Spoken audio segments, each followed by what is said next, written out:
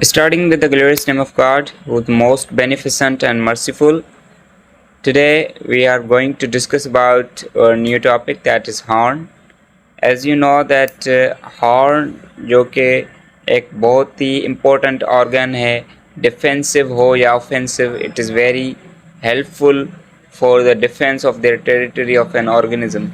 So horn जिसे हम सींग कहते हैं वो किन organisms में होता है? यहाँ पर मैंने ऑर्डर लिया है मेमल्स का एक ऑर्डर है जो कि आर्टियोडेक्टाइला। आर्टियोडेक्टाइला वो ऑर्डर है जिसमें जो हूफ होता है किसी भी ऑर्गेनिज्म का, हूफ जो होता है वो बाइफरकेटेड होता है। बाइफरकेटेड यानी कि डिवाइडेड होता है, उसकी पार्टीशन होती है, उसकी हूफ में पार्टीशन होती है, उसे आर्टियोडेक्टाइला कहते हैं। आर्टियोडेक्टाइला ऑर्डर में आपको काऊ, बुफेलो, गोट, शीप या आपको पिग भी मिल सकता है, but pig is the exceptional cases कि उसमें कोई हॉर्न नहीं होता। उसके बाद है कि हॉर्न क्या है? इट इज़ ऑफेंसिव, हमला करने के लिए, एंड डिफेंसिव ऑर्गन, अपने बचाव के लिए, अपने दफा के लिए जो ऑर्गन होता है वो होता है horn.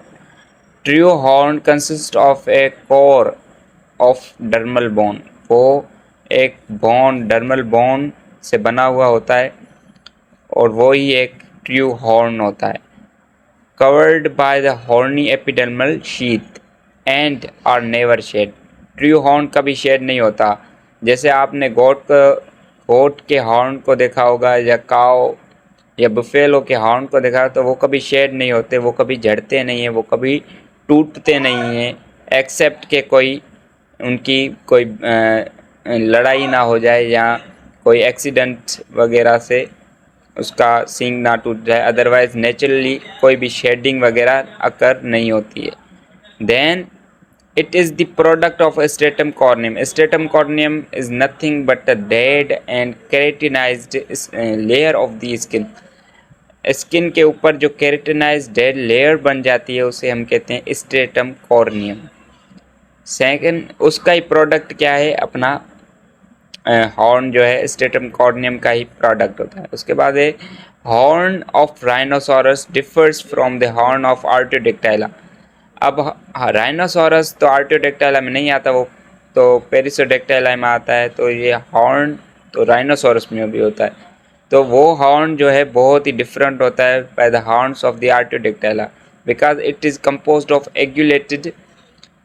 एग्यूलिनेटेड keratinised hair like dermal fibres. अब यहाँ पर हेयर लाइक डर्मल फाइबर्स की जमा होते हैं और वो फॉर्म करते हैं किसको? केरेटिनाइज्ड हेयर लाइक स्ट्रक्चर को, जिसे हम कहते हैं राइनोसोरस के हेयर। अफ्रीकन राइनोसोरस के जो हॉर्न होते हैं वो दो होते हैं, अदरवाइज आप इंडियन देख लें तो उसमें सिर्फ सिंगल हॉर्न ही आपको मिलेगा राइनोसोरस में। उसके बाद है horn of antlers and giraffa. Antler horn वो होते हैं जैसे डियर या मॉस डियर है, एंटीलोप है, तो उनके जो ब्रांची हॉर्न होते हैं उसे हम कहते हैं एंटलर। जिराफ के हॉर्न को कहते हैं ओसिकोन। आर नॉट कॉर्निफाइड, ये कोई बोनी स्ट्रक्चर, कॉर्निफाइड स्ट्रक्चर नहीं होती, but they are the just the structure of the dermal bones. They have the dermal bones and they have the wavy structure known as velvet hearing structure होती है, क्योंकि hair जो giraffe के जो horn होते हैं वो कवर्ड होते हैं स्किन से, और वो सॉफ्ट स्किन जो होती है उसे कहते हैं वेलवेट हेयर कहते हैं। So this is and after that कि ये जो हमारे पास जो ट्रू हॉर्न है, ट्रू हॉर्न जो होते हैं वो तो काव, बुफेलो, गोट, शीप इनमें मिलते हैं।